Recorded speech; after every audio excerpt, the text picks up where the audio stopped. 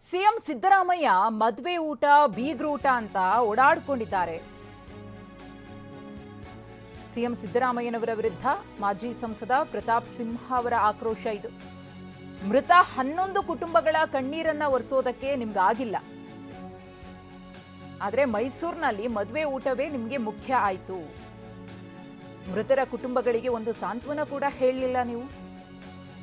ನಾವು ಜವಾಬ್ದಾರರಲ್ಲ, ಪೊಲೀಸರು ಹೊಣೆಗಾರರು ಅಂತ ಹೇಳ್ತಾ ಇದ್ದೀರಿ. 11 ಜನ ಮಕ್ಕಳನ್ನ ಕಳೆದುಕೊಂಡವರಿಗೆ ಸಾಂತ್ವನ ಹೇಳಿದ್ರ ನೀವು? ಬೇರೆಯವರ ಮೇಲೆ ಹೊಣೆಗಾರಿಕೆಯನ್ನ ಹೊರಿಸುವುದಕ್ಕೆ ಪ್ರಯತ್ನವನ್ನ ಪಡ್ತಾ ಇದ್ದೀರಿ. ಸಂವೇದನಾ ರಹಿತ ಸಿಎಂ ಅನ್ನೋದು ಈಗ ಸಾಬೀತಾಗಿದೆ ಅಂತ ಪ್ರತಾಪ್ ಸಿಂಹ ಕಿಡಿಕಾರಿದ್ದಾರೆ. ಈಗ ನಡೆದಿದೆಯಲ್ಲ ಘಟನೆ, ಅದಕ್ಕೊಂದು 2 ಕಣ್ಣೀರಾರು ಹಾಕಿ ಸರ್. ಆ ಕುಟುಂಬಗಳಿಗೆ ಹೋಗ್ಬಿಟ್ಟು ಒಂದು ಸಾಂತ್ವನ ಹೇಳಿ ಸರ್. ಇನ್ನು ಬೆಂಗಳೂರು ಇಲ್ಲಿ ಮದುವೆ ಮುಂಜಿಗೆ ಬರ್ತಾ ಇದ್ದೀರಲ್ಲ ಸರ್.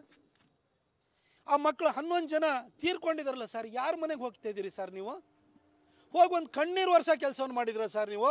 ಈ ರಾಜ್ಯದ ಮುಖ್ಯಮಂತ್ರಿಯಾಗಿ ತಂದೆ ಸ್ಥಾನದಲ್ಲಿ ನಿಂತ್ಕೊಂಡು ನೀವು ಹೋಗಿ ಒಂದು ಕಣ್ಣೀರು ವರ್ಷವಂಥ ಕೆಲಸವನ್ನು ಮಾಡಬೇಕು, ಸಾಂತ್ವನ ಹೇಳುವಂಥ ಕೆಲಸ ಮಾಡಬೇಕು. ನಾನು ಕಾರಣ ಅಲ್ಲ, ನಮ್ಮ ಜವಾಬ್ದಾರಿ ಅಲ್ಲ, ಪೊಲೀಸ್ ಇಲಾಖೆ ಹೊಣೆಗಾರಿಕೆ ಅಂತ ಹೇಳ್ತಾ ಇದ್ದೀರಲ್ಲ. ಮೈಸೂರಲ್ಲಿ ನಿಮಗೆ ಊಟ ಮಾಡೋಕ್ಕೆ ಮದುವೆ ಊಟ ನಿಮಗೆ ಮುಖ್ಯವಾಗಿತ್ತಾ? ನಿಮ್ಮ ಶಿಷ್ಯಂದಿರು ಅವ್ರವ್ರ ಮಕ್ಕಳನ್ನ ಮದುವೆ ಮಾಡ್ತಾರೆ, ಅದಕ್ಕೆ ಓಡ ಬರಬೇಕಾಗಿದ್ದು ನಿಮಗೆ ಮುಖ್ಯವಾಗುತ್ತೆ.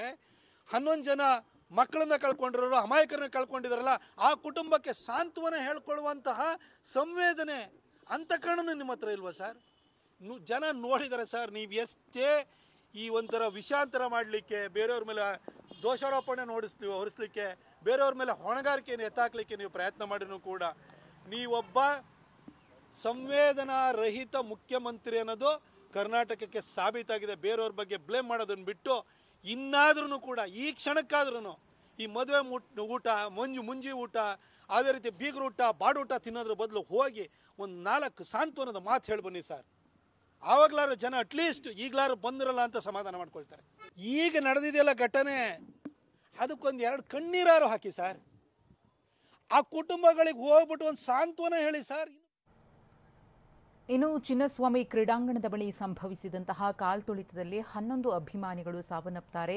ಈ ಸಾವಿನ ವಿಚಾರಕ್ಕೆ ಸಂಬಂಧಪಟ್ಟಂತೆ ಸಿದ್ಧಗಂಗಾ ಮಠದ ಶ್ರೀ ಶ್ರೀ ಶ್ರೀ ಸಿದ್ಧಲಿಂಗ ಸ್ವಾಮೀಜಿಯವರು ಕೂಡ ಮಾತನಾಡಿದ್ದಾರೆ. ಏನು ಹೇಳಿದ್ದಾರೆ ನೋಡೋಣ. ಸರ್ಕಾರ ಮಾಡಿದೆ ಅಂತ ಗೊತ್ತಿಲ್ಲ ಇನ್ಯಾರು ಕೂಡ. ಅದು ಕ್ರಿಕೆಟ್ ಸಂಸ್ಥೆಯವರು ಆಯೋಜಿಸಿರುವಂಥದ್ದು, ಸರ್ಕಾರದ ವಿಧಾನಸಭೆ ಮುಂದೆ ಆಗಿರುವಂಥದ್ದು.